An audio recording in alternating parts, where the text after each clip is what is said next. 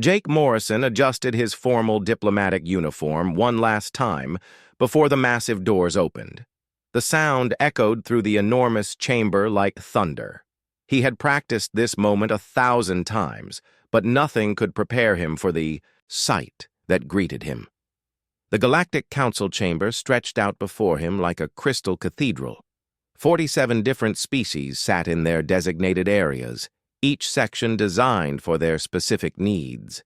The air shimmered with translation fields that would carry his words to beings who breathed different gases and thought in ways humans could barely understand.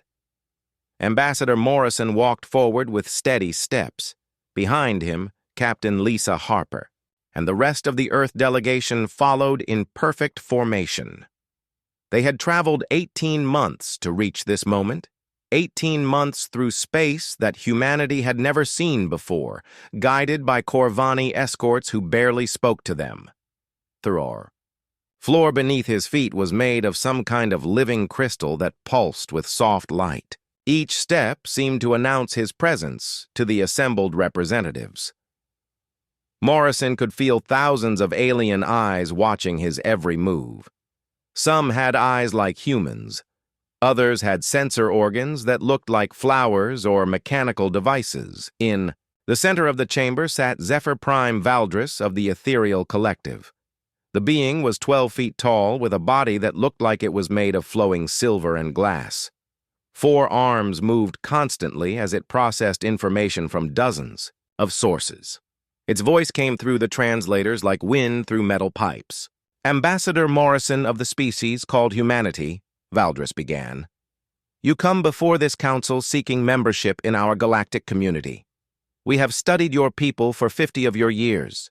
We have watched your progress and your conflicts. Today we will decide if your species is ready to join the civilized galaxy. Morrison stepped up to the speaking platform. The crystal surface beneath his feet began to glow brighter. Honored representatives, he said, his voice carrying clearly through the translation systems, humanity comes before you with open hands and open hearts. We seek to learn from your wisdom and contribute to the peace and prosperity of all sentient life. A low rumbling sound came from the section where the Corvani Republic sat. Their representative, a massive creature that looked like a cross between a bear and a lizard, stood up slowly. The humans speak of peace, it growled, but their history speaks of war. In the past century alone, they have fought 3 major conflicts that killed millions of their own kind. Morrison felt his chest tighten, but he kept his expression calm. Representative Thorne, humanity has indeed known conflict, but we have also known peace. We have learned from our mistakes and worked to build a better future for all our people. Have you? The voice came from the Zenthan hegemony section. Their representative was a tall, thin being with skin like polished metal and eyes that glowed with inner light. Your own planet shows signs of severe environmental damage. You strip mine asteroids in your system and show little concern for the long-term consequences. Captain Harper stepped forward slightly, but Morrison raised his hand to stop her.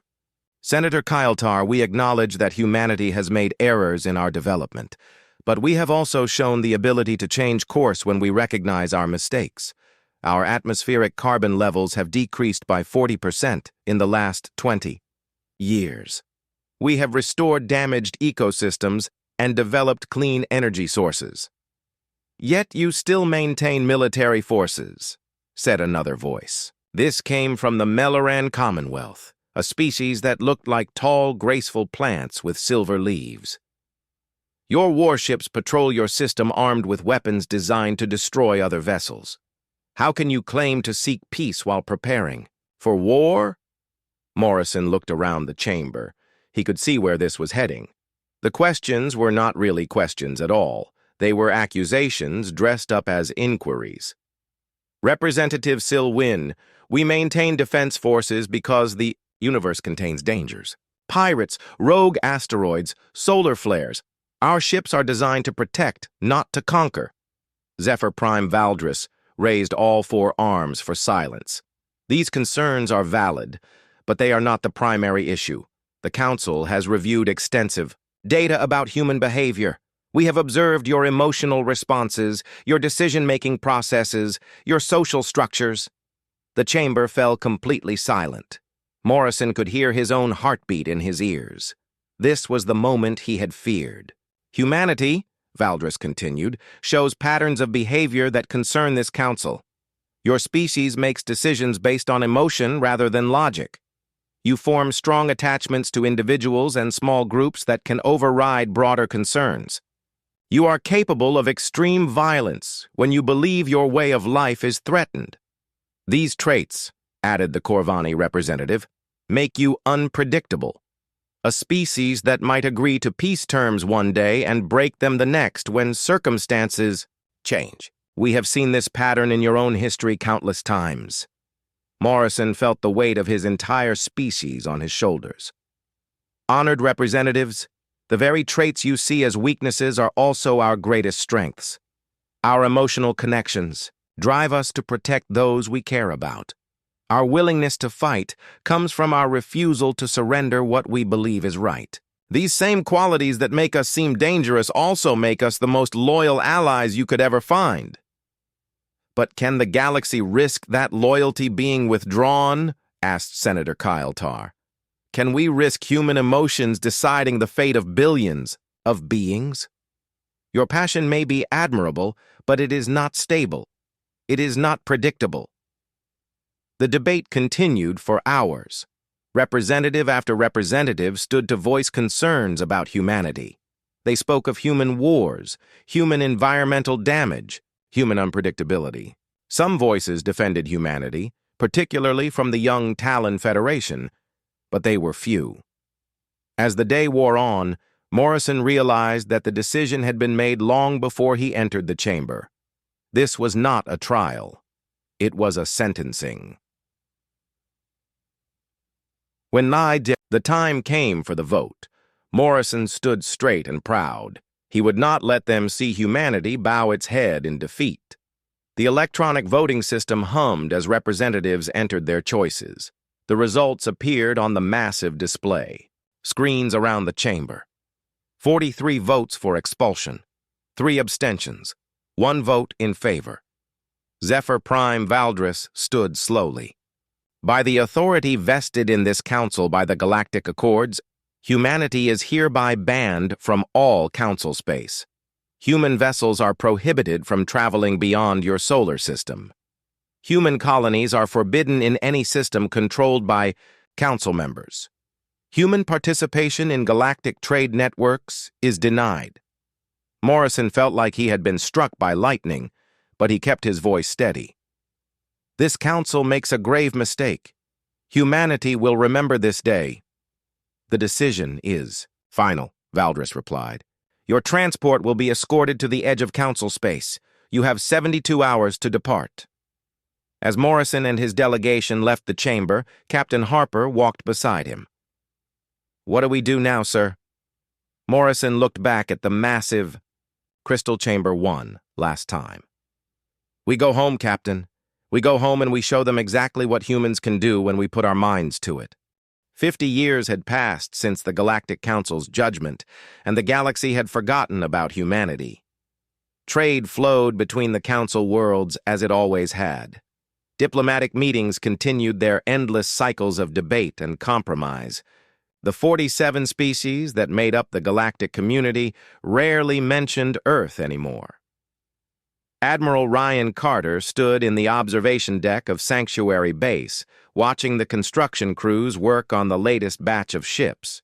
The asteroid facility was hidden deep in the belt between Mars and Jupiter, invisible to any casual observer. From the outside, it looked like just another chunk of rock tumbling through space. The ships being built were unlike anything humanity had created before. They were small, sleek vessels designed for one purpose, carrying human life to distant stars without being detected.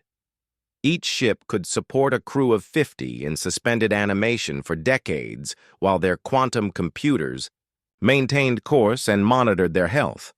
Dr. Elena Rodriguez joined Carter at the viewing window. Her hair had gone completely gray during the development of what they called Project Genesis, but her eyes still held the fire that had driven her through 20 years of secret research.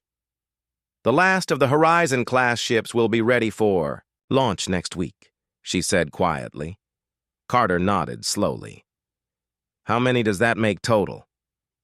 47 ships in the first wave," Rodriguez replied. "Each one targeted at a different system outside Council space. Dead worlds, hostile environments, places they consider worthless. The development of the ships had required revolutionary advances in technology. The Council controlled all the known methods of faster-than-light travel, using exotic matter that was closely guarded and monitored. Humanity had been forced to find another way. Colonel Ben Foster walked up behind them, carrying a datapad with the latest reports. "The Prometheus drive tests are exceeding all expectations," he said. "We can fold space without any exotic matter at all. It's slower than Council technology, but it's completely undetectable. The drive worked by manipulating the fundamental structure of space itself, creating tiny bubbles of folded reality that allowed ships to step between distant points. It had taken 30 years to develop and another 10 to perfect, but it gave humanity something no other species possessed: true independence from galactic infrastructure." Rodriguez pulled up a holographic display showing the target systems. "Kepler 438b, high radiation, but we can shield against it. Gliese 667cc, tidally locked, but the Twilight Zone is habitable. Wolf 1061c, frozen, but we can terraform it." Each target had been chosen carefully. The Council species preferred garden. Worlds, planets that were already perfect for their specific biology. They had no interest in the harsh, challenging worlds that humanity was targeting. To them, these planets were worthless rocks not worth the effort to claim. Carter studied the display. "What about the genetic banks?" "Every ship carries the complete human genome," Foster answered. "Not just DNA, but full cultural records, technological specifications, everything we've learned in 10,000 years of civilization. Even if Earth is destroyed, humanity will survive." The volunteers for the mission had been selected from across the planet. Scientists, engineers, farmers, teachers, artists, soldiers. Each ship would carry a complete cross-section of human knowledge and capability. They would wake up in alien systems with everything they needed to build new civilizations from nothing. Dr. Rodriguez activated another section of the display. "The terraforming packages are revolutionary. We've developed organisms that can transform planetary atmospheres in decades instead of millennia. Bacteria that eat carbon dioxide and produce oxygen. Plants that can survive in almost any environment and spread rapidly. The technology had been developed in secret laboratories on Luna and in the outer system. While the Council believed humanity was sulking in their home system, human scientists had been working frantically to solve problems no other species had ever faced. How do you build a civilization from scratch on a dead world? How do you travel between stars without using Council technology? How do you hide the largest exodus in human history? Foster brought up another display showing the stealth technology. The ships use a combination of technologies to remain invisible. Quantum field manipulation bends light around them. Thermal dampeners eliminate heat signatures. The hulls are made of materials that absorb rather than reflect scanning beams. The cost had been enormous. Entire nations had devoted their resources to the project. Secret facilities had been built throughout the solar system. The greatest minds of humanity had focused on a single goal: ensuring that their species would survive and thrive no matter what the galaxy threw at them. Carter looked at the ships taking shape in the construction bays. "The Council thinks they contained the human problem by keeping us in one system. They have no idea that we're about to spread across the galaxy in ways they never imagined." The planning had taken into account every possible scenario. Communication between the new colonies would be handled by quantum entanglement communicators that worked instantly across any distance. Supply chains would be established using the new drive technology. Most importantly, each colony would be completely self-sufficient within 10 years of landing. Rodriguez smiled grimly. They judged us by our past, our wars and conflicts and environmental damage. They never considered what we might become when faced with extinction. The first ships would launch in a carefully coordinated sequence. Each one would take a different route to avoid any possibility of detection. The journey times would vary from 15 to 40 years, depending on the distance to target systems. By the time the Council realized what was happening, it would be far too late to stop it. Foster reviewed the volunteer lists one more time. These people are giving up everything. They'll never see Earth again. Their children will grow up on alien worlds under foreign stars. That's what makes them heroes, Carter replied. They're not just colonists. They're the seeds of humanity's future. Each ship carries the potential for billions of human lives that will never bow to alien judgment. The final preparations were almost complete. Navigation computers had been programmed with precise coordinates. Life support systems had been tested and retested. The genetic banks had been sealed in quantum storage devices that could survive almost any disaster. Dr. Rodriguez looked out at the ships one last time before the launch. When we scattered across Earth's continents, we became stronger. When we reached for the stars from Earth, we became smarter. Now we scatter across the galaxy itself. The Council has no idea what they've unleashed.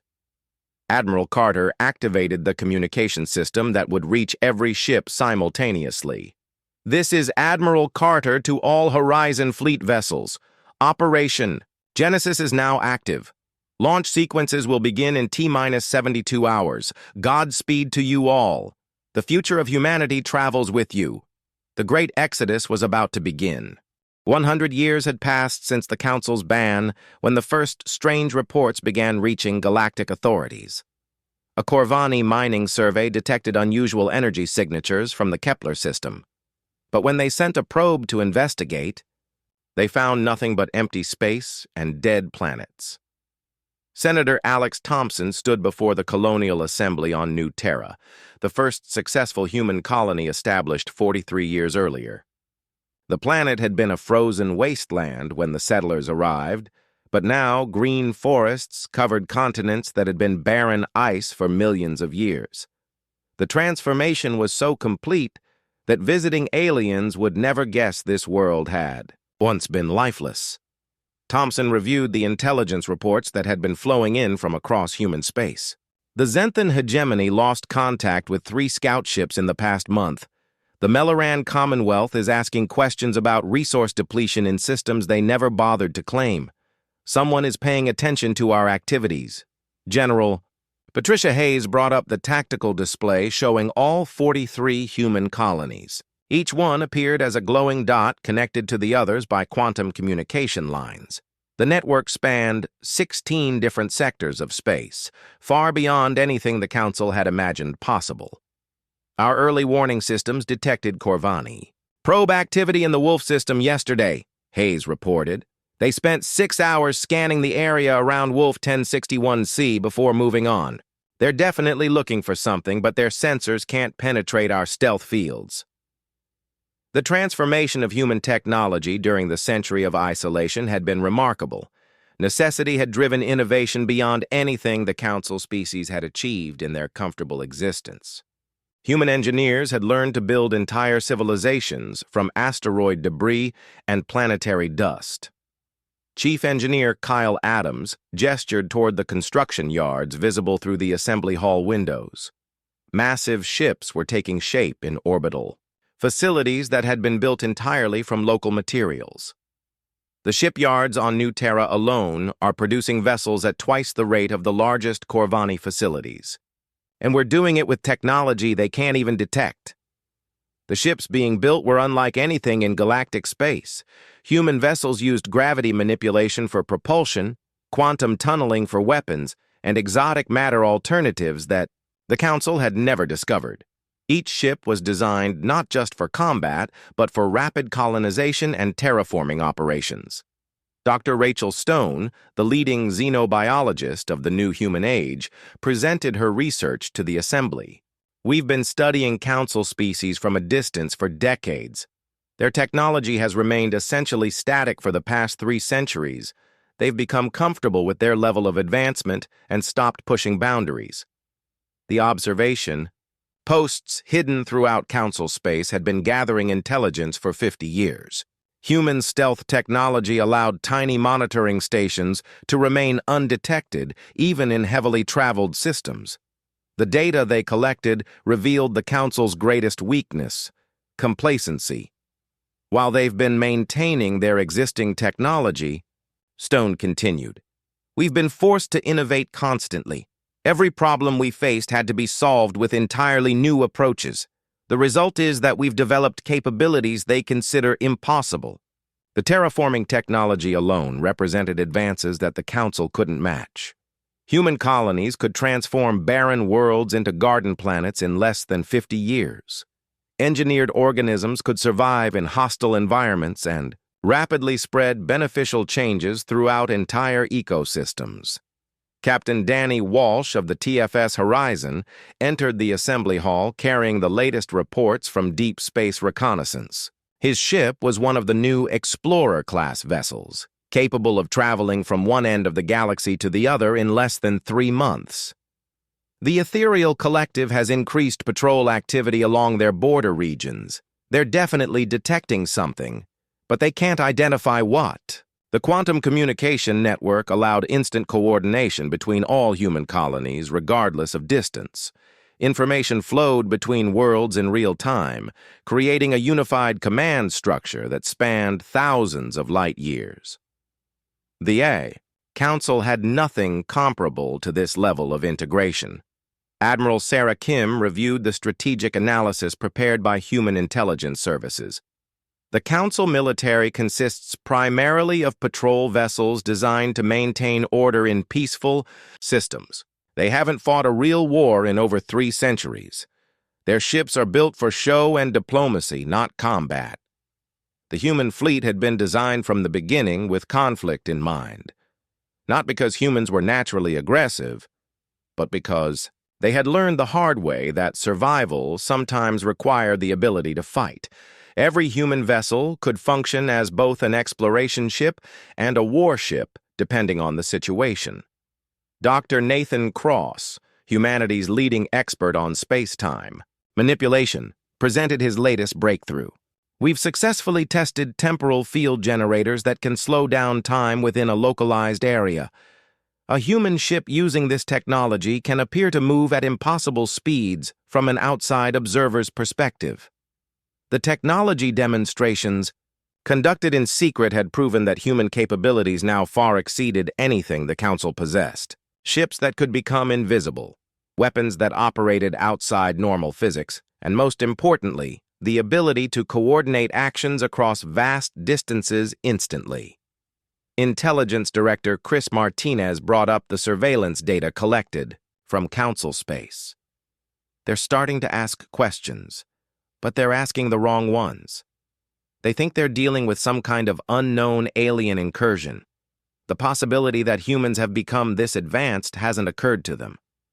The Council's greatest mistake had been assuming that isolation would weaken humanity. Instead, it had forced them to develop technologies and capabilities that made them far more dangerous than they had ever been while confined to a single planet. The ban had transformed humanity from a potentially troublesome new member into something the galaxy had never seen before. Thompson called for a vote on the proposal that would change everything. The question before us is simple. Do we reveal ourselves to the galaxy now, on our terms, or do we wait for them to discover us on theirs? The debate was brief but intense.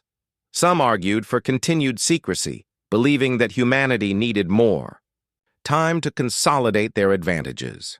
Others insisted that the element of surprise was already lost and that revealing themselves voluntarily would be better than being discovered.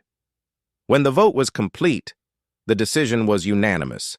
Humanity would make contact with the Council again, but this time they would not be supplicants seeking membership. They would be equals demanding recognition. General Hayes activated the long-range communication array that would carry humanity's message across the galaxy. This is General Patricia Hayes of the Terran Federation to the Galactic Council. We request an immediate assembly session to discuss the current state of galactic affairs. We'll be arriving at the Council Station in 72 hours with a fleet escort. The message would reach the Council in 6 hours. The fleet would arrive exactly when promised.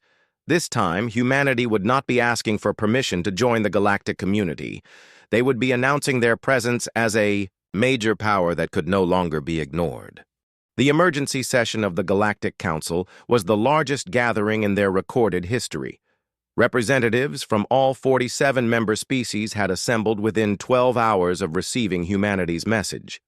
The massive crystal chamber, buzzed with nervous energy, as translator drones worked overtime to handle the unprecedented volume of urgent communications. Zephyr Prime Valdris, now ancient even by ethereal standards, floated in the center of the chamber with all 4 arms, trembling slightly. The being that had pronounced humanity's ban a century earlier could barely process what the latest reports were telling them. "This is impossible," Valdris whispered through the translation network. The humans were contained to their solar system. Ambassador Jake Morrison walked into the chamber with steady steps, but this time everything was different. He was no longer the young diplomat who had pleaded for humanity's acceptance. Now in his 70s, Morrison carried himself with the quiet confidence of a man representing a major galactic power. Behind him walked Captain Danny Walsh, and a delegation that wore uniforms unlike anything the Council had seen before. The ships that had brought the human delegation were visible through the chamber's transparent walls. The TFS Horizon and her escort fleet hung in space like predators made of metal and energy. Their sleek forms seemed to bend light around them, and Council sensors could barely detect their presence, even though they were clearly visible to the naked eye. "Honored representatives," Morrison began, his voice carrying easily through the chamber without any need for amplification. "It has been exactly 103 years since you last saw fit to judge humanity. We have returned to discuss the current state of galactic affairs." The Corvani representative, a descendant of the one who had spoken against humanity a century earlier, stood with obvious agitation. "You were banned from Council space. Your presence here is a violation of the Galactic Accords. You should be arrested immediately." Morrison smiled calmly. "Representative Thorne, we are not violating any accords. We are exercising our rights as a sovereign interstellar power. Perhaps you should check your recent survey reports from the Kepler system before making accusations." Captain Walsh activated a holographic display that filled the center of the chamber. The image showed a 3-dimensional map of known space, but now it included dozens of systems marked with human symbols. The display revealed the true scope of humanity's expansion across the galaxy. "These are our current territorial holdings," Walsh announced. 43 fully developed worlds, 16 mining systems, and numerous research stations throughout. Sectors you considered worthless. We've been very busy during our isolation." The chamber erupted in confused chatter as representatives tried to process what they were seeing. The humans had not simply survived their ban, they had thrived beyond anything the Council thought possible. The map showed human presence in regions of space the Council had never bothered to explore. Senator Kyle Tarr of the Zenthan hegemony spoke with barely controlled shock. "These systems are outside Council jurisdiction.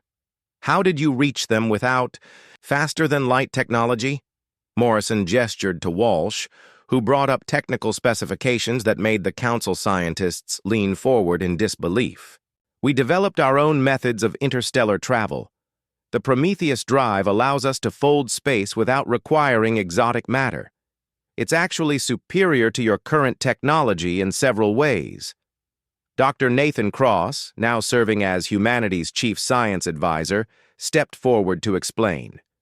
"Your species have become dependent on a single approach to physics. When you denied us access to exotic matter, We were forced to find alternatives. The results exceeded our wildest expectations. The demonstration that followed shattered every assumption the Council had about human capabilities.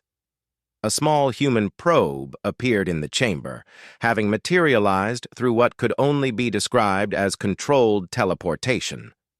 It projected holographic images of human colonies, showing garden worlds that had been transformed from barren rock in mere decades. Terraforming technology, Cross explained, as images of thriving ecosystems flashed through the chamber. We can transform dead worlds into garden planets in 50 years or less. Your fastest terraforming projects take centuries and require massive resource investments. The military demonstrations were even more shocking. Human ships performed maneuvers that violated everything the Council knew about physics. They seemed to accelerate beyond light speed without entering hyperspace, appearing and disappearing at will throughout the system. Admiral Sarah Kim provided the tactical analysis that left the Council speechless. Your combined military forces consist of approximately 12,000 vessels designed primarily for patrol and peacekeeping duties. The Terran Federation currently operates 47,000 ships, each incorporating technology you cannot counter or detect. Intelligence Director Chris Martinez revealed the extent of human surveillance capabilities. We have been monitoring Council activities for the past 50 years. Every diplomatic meeting, every military movement, every technological development has been observed and recorded. We know more about your capabilities than you do. The final revelation came when Morrison activated a communication device that connected directly to Earth. Fleet Admiral Ryan Carter, please report on Operation Homewatch. Carter's voice came through clearly from humanity's home system. All Earth defenses are operational and at full readiness. The Sol system is now protected by defensive systems that make it effectively impregnable to any conceivable attack. We estimate that the entire Council fleet would be unable to penetrate our outer defensive perimeter. The psychological impact was devastating. The species that had been judged too dangerous for galactic civilization had become the most powerful military force in known space. The humans had not conquered through aggression, but through innovation driven by necessity. Representative Sil Wynn, of the Melloran Commonwealth, spoke in a voice barely above a whisper. "What do you want from us?" Morrison's expression grew serious. "We want what we have always wanted, recognition as equals in the galactic community. But the terms have changed considerably since our last meeting. The negotiations that followed would reshape the political structure of the galaxy. Humanity was no longer asking for membership in the existing order. They were proposing an entirely new framework with themselves as a major power alongside the traditional Council species. The old system failed," Morrison explained to the stunned assembly. "Your Council became complacent, stagnant, afraid of change. Humanity represents evolution, adaptation, progress. We offer partnership to species willing to embrace a better future." Some Council species immediately recognized the reality of their situation and began discussing terms for joining the new order. Others resisted, clinging to the old ways that had kept them comfortable for centuries. But as more reports came in about human capabilities and territorial holdings, resistance began to crumble. When the session ended, the galaxy had been fundamentally changed. The Galactic Council's greatest mistake had not been underestimating humanity's potential for violence. It had been underestimating their potential for growth, adaptation, and ultimately, leadership. The species that had been deemed too dangerous for civilization had become its most capable guardians. 5 years after the historic Council session, the galaxy looked completely different. The old Galactic Council station had been decommissioned and replaced by Nexus Prime, a massive space habitat built using human construction techniques that dwarfed anything the former Council had ever imagined possible. President Amanda Foster stood in the central command chamber of Nexus Prime, looking out at the bustling activity of the new galactic capital. Ships from dozens of species moved through the traffic lanes in perfect coordination, guided by human-designed navigation systems that eliminated the congestion problems that had plagued the old station for centuries. The transition had not been smooth. 18 of the former Council species had initially refused to join the new Galactic Union, clinging to their old ways and territories.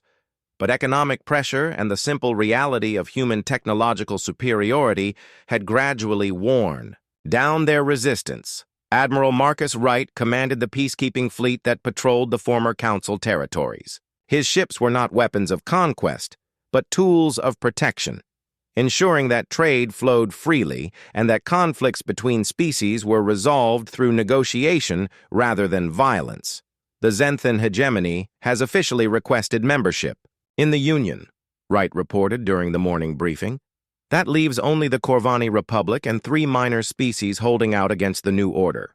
The economic transformation had been the most dramatic change. Human trade networks, originally designed to connect isolated colonies across vast distances, proved far more efficient than the bureaucratic systems the Council had used for centuries. Dr. Laura Thompson's economic models showed productivity increases throughout Union space that benefited every member species. Trade volume has increased by 340% since the Union was established, Thompson reported to the Assembly. Member species are experiencing prosperity levels unprecedented in galactic history. The old Council system was holding everyone back. Foreign Minister Peter Davis handled the delicate negotiations with species that were still adjusting to human leadership.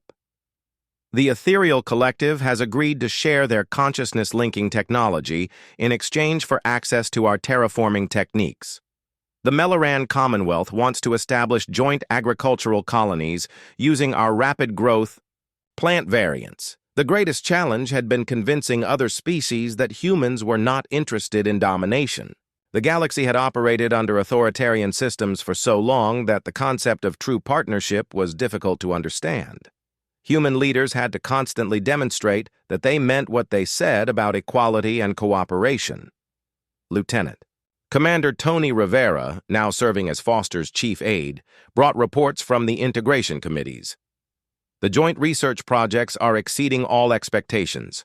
Combining human innovation with alien expertise is producing breakthrough technologies none of us could have developed alone. The research stations scattered throughout Union space were working on projects that would have been impossible under the old system. Human drive technology, combined with ethereal consciousness networks, was creating communication systems that worked instantly across galactic distances.